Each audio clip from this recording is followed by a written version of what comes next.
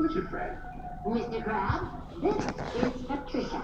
Patricia, the most beautiful son I've ever seen. SpongeBob, do we need any more help down at the Krusty Krab? No. We do! Great, she can start right away.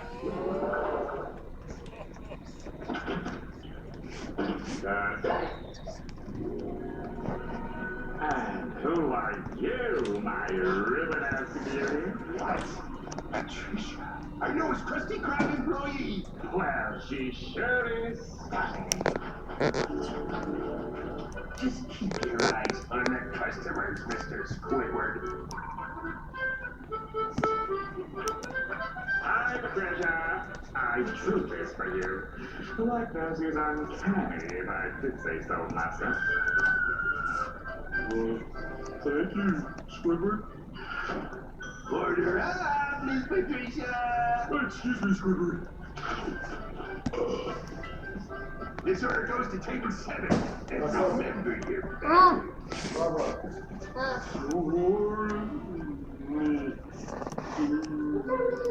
That's a 7, Patricia.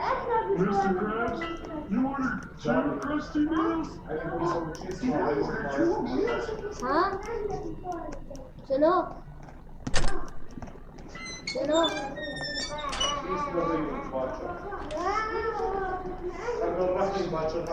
SpongeBob definitely has some strange stuff going on in the background. While you might be focused on this, or this, you might be missing something like this. Here are 6 more things in the background of SpongeBob you might have missed. Number 6.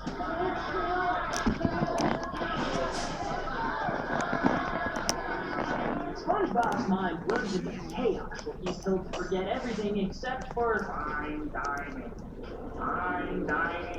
and breathing. all the little SpongeBobs in his mind panic or pass out, except for this one. He decided in the midst of this firestorm, now was a good time to do a supported headstand. I get it, yoga is great for the mind, body, and soul, but now is not the time to realign your chakras, bro. Just tubing down the river of life, baby. Number 5. No, that ain't gonna make it all right. Calm down, girl.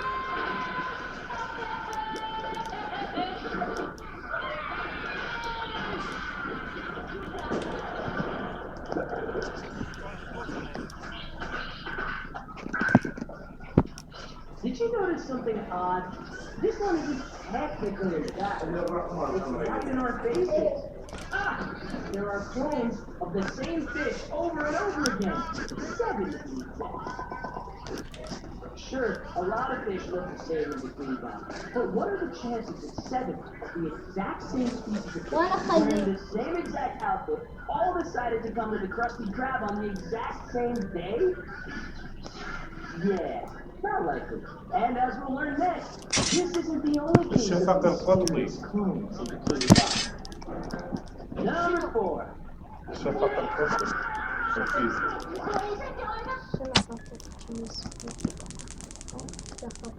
شفق شنو هذا؟ شفق قطبي. وضوء يطلع بالسماء، شنو السبب مالته؟ ذكر؟ أدري أما خالطة مو هي حكيتها بالفيزياء.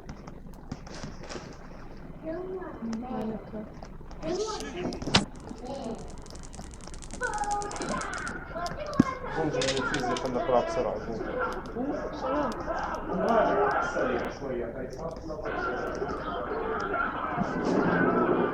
Okay, catch it? These 2 identical fish run right past each other. Do they not even notice their similarities? Is the Krusty Krab some kind of strange hub for Bikini Bottom clones? So many questions. But you know what? I bet they're just 2 twin brothers enjoying a nice evening together. Until the appetizer got loose. Realize, everyone! It's the appetizer! But what relatives go out wearing the same exact outfit? Man, ain't. There's 2 of them! Oh, sorry guys. Number 3. Down gently. Oh, poor man. If there's anything we can do to help you, There's one thing. As you can well imagine, my medical bills are extremely high. But luckily, I made a living for myself alive by selling عليكم السلام chocolate bars. Such nice boys. It does my heart good to jar a couple of class-A suckaroonies like those two. So, this guy was faking his injury to make a few bucks off SpongeBob and Patrick. But how does that explain these? Oh. Hey. Was he really so committed to the bit that he posed for pictures of his hands, printed them out, framed them, and hung them on the wall? Now that's commitment. Number 2.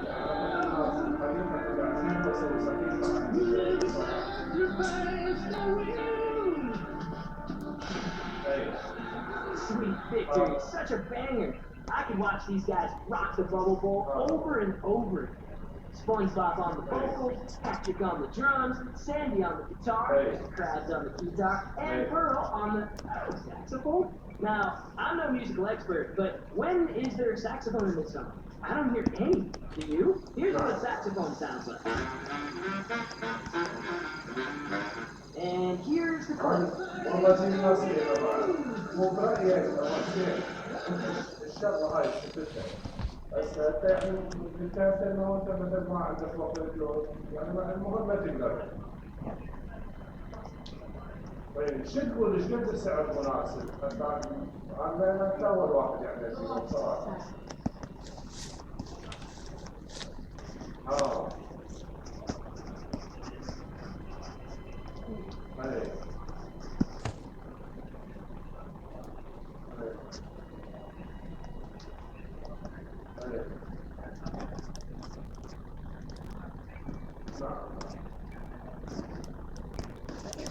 Play hide and seek. صحيح صحيح.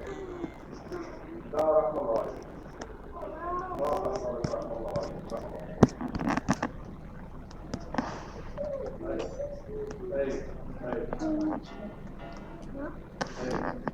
إذا عندك حسين أنت عندك واتساب؟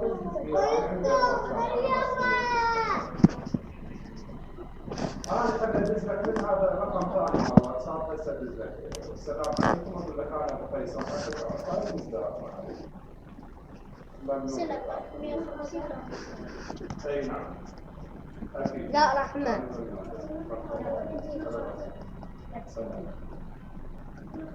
يلا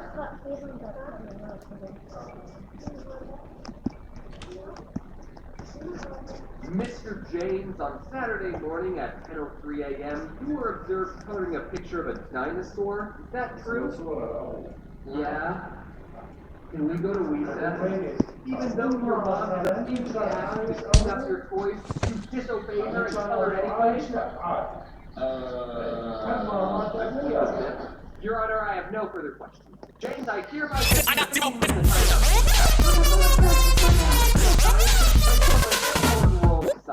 Without moms, who would drive us to soccer practice? Who else would tell us that it's not okay to eat cupcakes for breakfast? And who else would point at construction workers and say, that's why you need to get a college education, James? Oh, and I guess they also give birth to you and take care of you. But like, anyone could do that. Now, before I talk about how I was raised, I just want to give out this disclaimer that my mom is a great mom.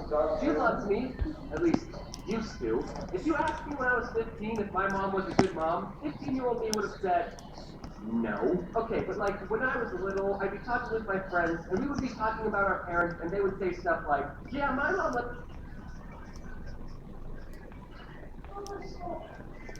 Good mom. 15-year-old me would have said, no. Okay, but like, when I was little, I'd be talking with my friends, and we would be talking about our parents, and they would say stuff like, yeah, my mom lets me stay up till midnight, and she lets me play really graphic and vulgar video games.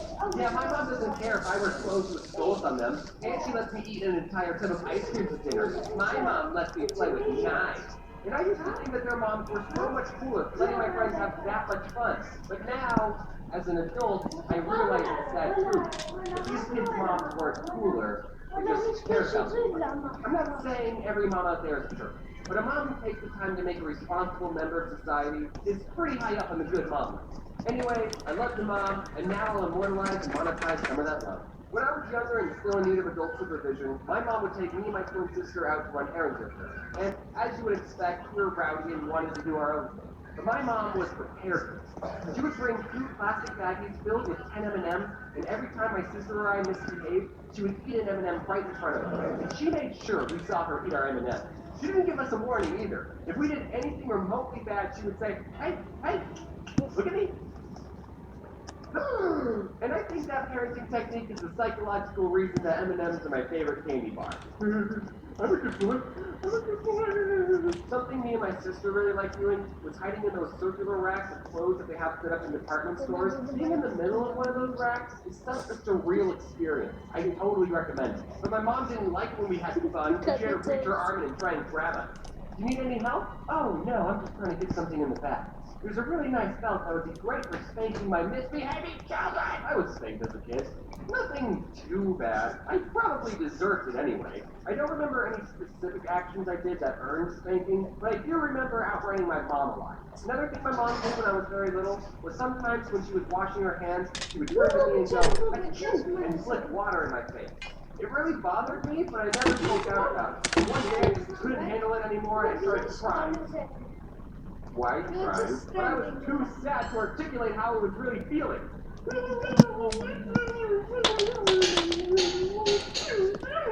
If you ask her about this today, she'll say that she doesn't remember doing that sneeze gag ever, but I remember it vividly. So to get back at her, I put a rubber band around the dish sprayer, so when you turn on the sink, it would spray water at you. Come to think of it, I do remember one reason I was sick.